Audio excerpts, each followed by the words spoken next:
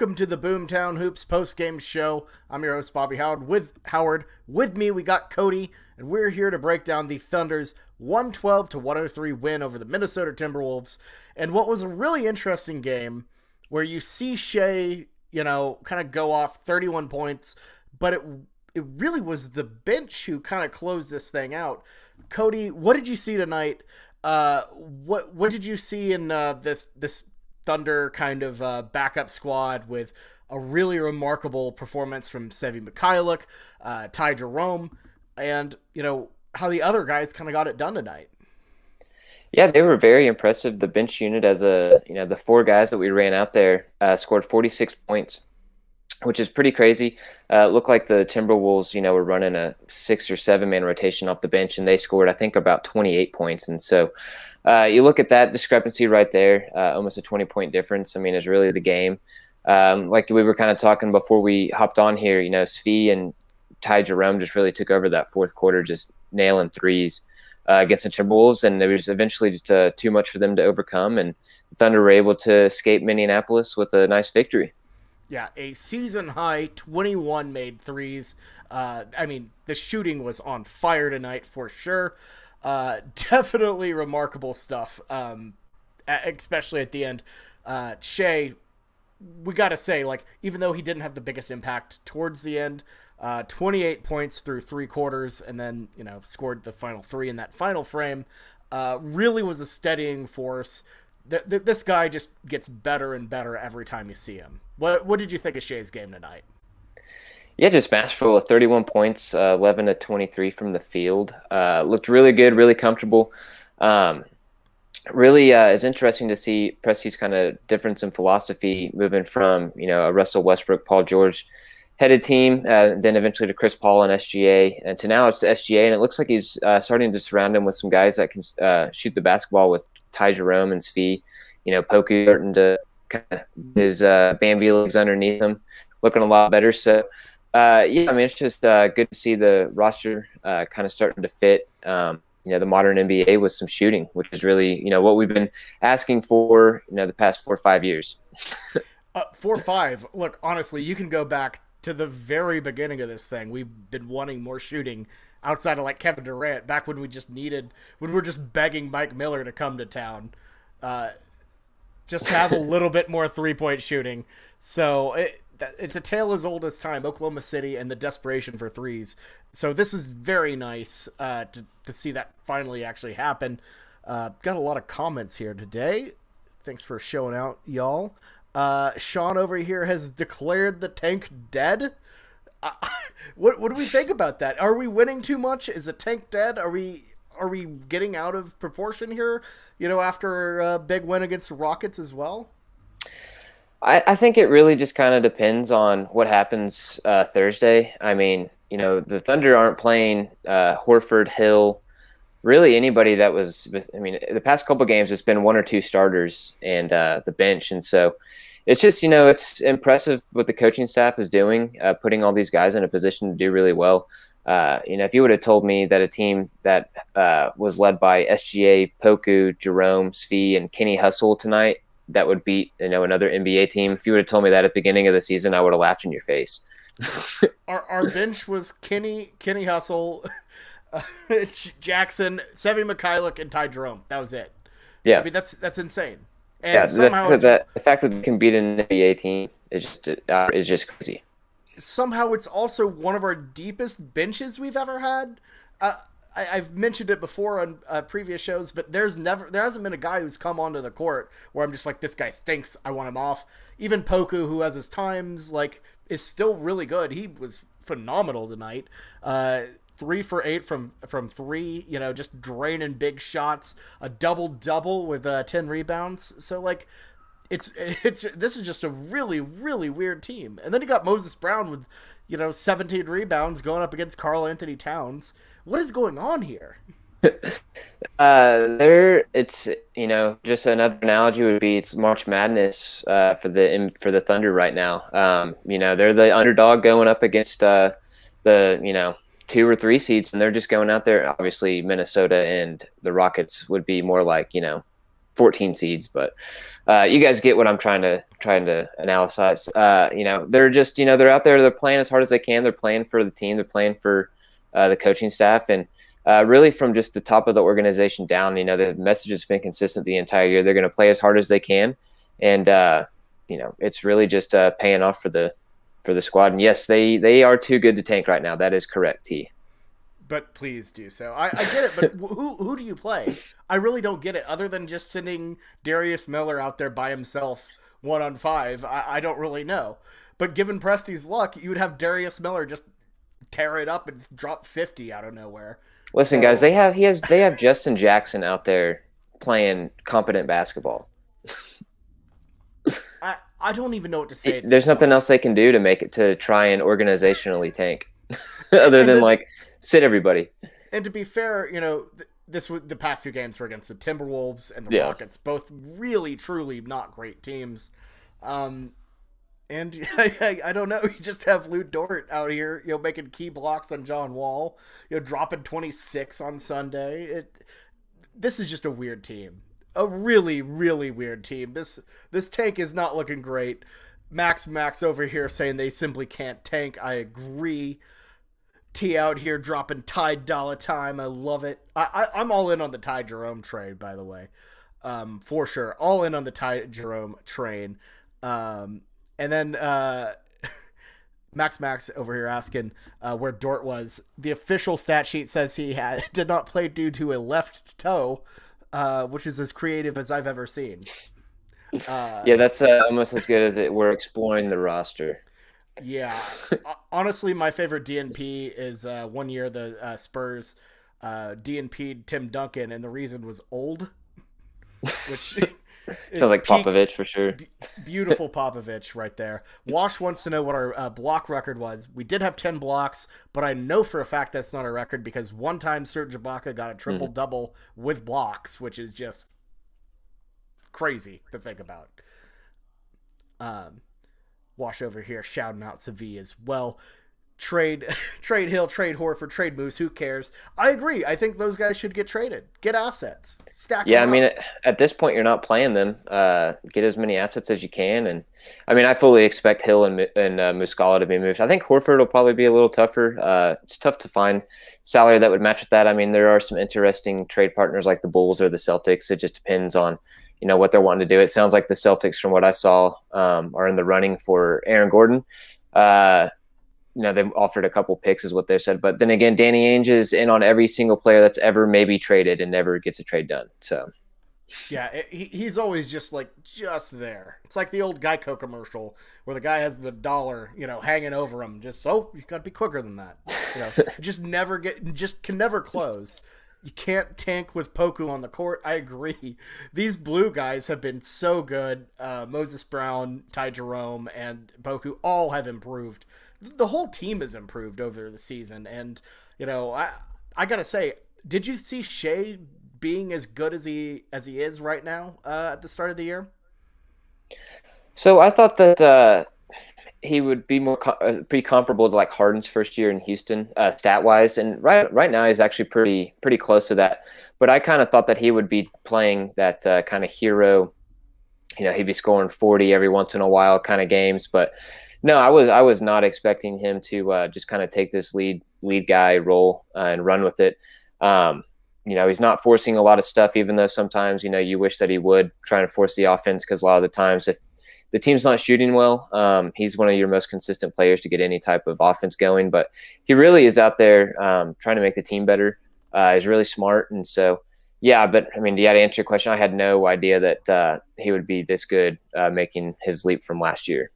I was super optimistic about Shea, but this is remarkable. We never saw him, really have the ball this much in his year with Chris Paul. But he has just been really good, really decisive. That step back is just so good. And, his finishing ability is still just as remarkable as it always has been.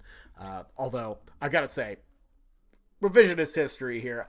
I think I would rather have a 22-year-old Kevin Durant than Shea. As much as I love Shea and, our current situation with Durant, Durant was just a different level.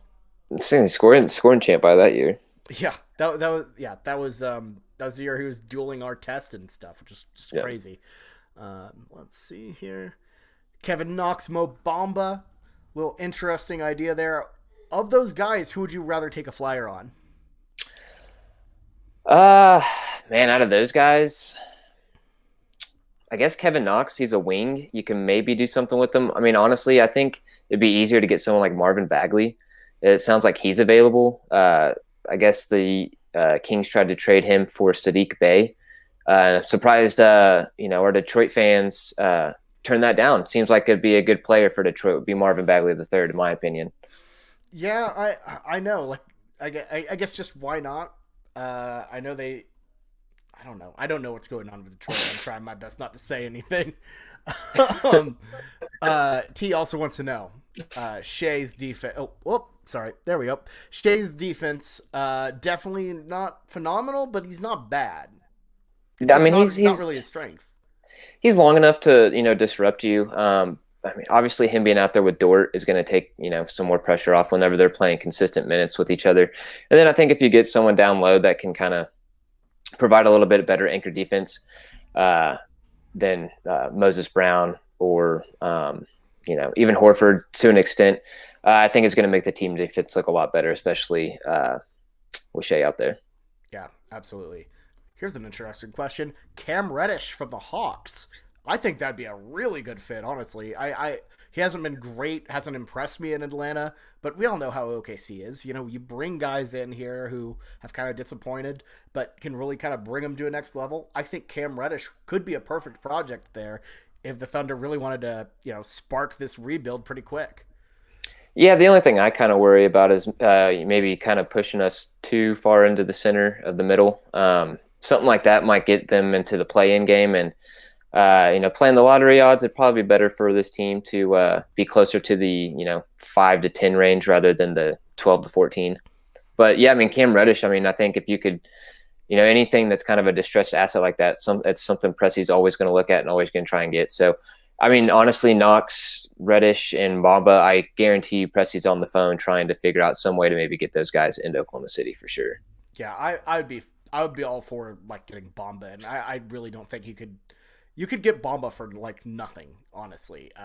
And as T mentioned, he thinks a lot could be had for peanuts there. I feel like Bomba's probably a really a guy who you basically might be Hashim the Beat Part 2, but also could be like, you never know. He could be Nerlens Noel. So you never really know with how all that works. We got a lot of bomb. Sean over here just trying to get rid of Poku as much as possible. Poku for Bagley, Poku for Bomba. He just wants Poku gone. I love him. Did you see his little 3-point dance after he drained one? He's out there having so much fun. Why would you want to trade that guy away, Sean? That'd break my heart. Losing Poku would break my heart. I love watching that guy play. He truly does not care. He just goes for it. Hey, he's got a girlfriend now too, apparently. So he's out there. He's draining shots on and off the court. Yeah, I agree though. That behind the back was tough. Max though. Do we need Mo Bamba when we have Mo Bro? Which, by the way, that's the best nickname I've seen for Moses Brown so far. Mo Bro is pretty good. Yeah, I mean it's Moses Brown's obviously been doing really well. He's almost like an Ennis Canner 2.0 right now. If he would could just get consistent scoring, he's just rebounding the basketball crazily. So I mean, yeah, I mean obviously the minutes would be a little different, but I mean eventually the team will move on from Horford, so you do need some type of center depth. Yeah, absolutely. And Moses Brown, like I've mentioned before, is really the only true center we have, but he is pretty good. That's a good project right there. He's improved throughout this season for sure. But yeah, another pretty solid win from the Thunder. I think you gotta say like they're definitely a step above these really really truly stellar teams like Minnesota and Houston. And I don't really know what you can do to get below that other than just hope you get lucky and really get some sort of wild kind of lottery odd here, because I do not see them dipping to the point where we're going to get something really good getting into that bottom five. I think there's a really good chance Houston's pick would be our best pick this year. Yeah, I mean, I think that really the only way that you get worse than those teams is just to have a dysfunctional organization. I mean, you look at the Houston Rockets; they're in complete turmoil right now. 20 games lost in a row. I mean, Steven Silas just looks disheveled. Um, Poor guy. I feel it, bad for him. yeah, I feel really bad. His first year coaching, and they looked pretty promising, and then Christian Wood goes out, and they lose 20 straight. And then the Minnesota Timberwolves, they've had three top number one picks the past 7 years, and they're still just below the Rockets, who had just went on a 20-game losing streak. And then the Detroit Pistons, obviously they have Troy Weaver, and so I think eventually their organization will have a little better culture. But I mean, still, they're playing the tank game as well. So yeah, like you said, I just don't think that this team will be able to get underneath those teams unless something drastically happens between ownership and management. Yeah, I mean they're just having too much fun. They are not on paper a great basketball team, but they're having fun. They're playing good team basketball, despite the fact they've really tried to hamstring them. I really wonder what this team would look like if you weren't sitting Al a bunch, if you weren't trying to balance Shea and Dort and really just kind of going for it. I don't think that's a good idea because what are you going to get out of mediocrity? Nothing. You don't want to be the Charlotte Hornets of the West. But I really wonder how far this team could have gone, if they really kind of pushed it. I think this is a team that definitely is in the play-in, but again, I think long-term franchise health, that doesn't really do anything for you. Yeah. Yeah, I mean, obviously the organization is not committed to trying to do that this year. If they really wanted to try and make the playoffs, they would have kept the team around from last year and just ran it back and maybe added a piece or two in the offseason to try and bolster the bench. But yeah, I mean, from the top to the bottom, they're trying to reposition and replenish the team for another sustained run of success. So it'll be interesting. I mean, just a couple of years ago, the Pelicans and the Grizzlies were slated to finish around the 7 to 10 range in the lottery and ended up getting picked 1 and 2. So hopefully the lottery gods smile upon the Oklahoma City Thunder, and they're not actively tanking. And typically, basketball gods prefer people to play hard, I would think. I believe in tank karma. We've seen it where if you kind of play good and respect the rules of basketball and the way of winning, I feel like somehow that gets you there. I mean, there is such a thing as being too mediocre, but I don't know. Maybe I'm just being lucky. Maybe I'm just thinking, the Thunder are going to finally catch a good break from the basketball gods for once. But yeah, hopefully everything works out. We get we get the Houston pick, and then we get a nice little jump into the top three. But we'll see how it works out. Prayer circle for for a good pick. But yeah. Anyways, Cody, we've kind of chit-chatted quite a bit here for a Monday night. Thank all of y'all for coming out with your comments. It's always more fun whenever we get a super engaged audience, and y'all have been incredible as always. So, Cody, any final thoughts before we head out of here? Should be a pretty interesting week. Obviously, trade deadline is Thursday afternoon, so make sure and follow Boomtown Hoops on Twitter and in our Discord. I'm sure there'll be a lot of discussions, and I'm sure we'll have some type of trade deadlines show at some point Thursday. So be sure to follow us, and we'll have all the analysis for you. Yeah, absolutely. The trade deadline gonna be a wild time. I'm sure we'll do something for that, without a doubt. So tune in there. I'd love to see y'all's takes. So it's going to be a fun time. But up next, Wednesday against the Memphis Grizzlies. Looking forward to that. Always fun to see Shea and Ja go at it. And we can have ourselves a great, Shea Ja discussion. As always, that's been a really fun NBA debate that I'm just really happy is even a thing now. Because last year, I don't think I would have ever put Shea in the same conversation as Ja, but I think it's kind of clear that Shea's better than Ja. Yeah, two completely different games. Ja's super athletic, Shea's kind of herky jerky, but he gets it done for sure, man. I think he's going to be a good one. Yeah, absolutely. We got a lot of Rock Chalk Jayhawk out here. Don't know how that's going for him. How is Kansas doing? That can't be good. I don't care. I don't really like Kansas. It's been bad for the Big 12 though. They're getting killed by USC and Evan Mobley. I have Oh my USC in the gosh. Sweet 16, so that works out for my bracket. That's a complete S show right now. I had Ohio State in my national championship, so at that point I'm just like I'm just going to enjoy the tournament, have a good time. But all right, well, Cody, always great having you on. Always fun chatting with y'all, and yeah, so we're gonna head out for the night. We'll see you on Wednesday after the Memphis game. Y'all have a great night. Thunder up.